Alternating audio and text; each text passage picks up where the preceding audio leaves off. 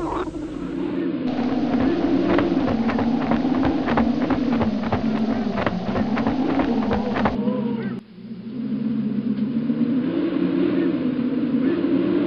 sākās tā. Es lidoju līdz Ildoju Priežu mežā. Tad es lidoju un ieturēcos priedē un kliedzu ā! Es tā iekliedzos, ka viss mežs izbijās. Tad vēlāk noteikties izlidoju ārā un biju sveiks un vesels. Bet es vienu reizi lidoju veselu stundu bez apstājas, un man vēl bija jālido vēl pusstunda.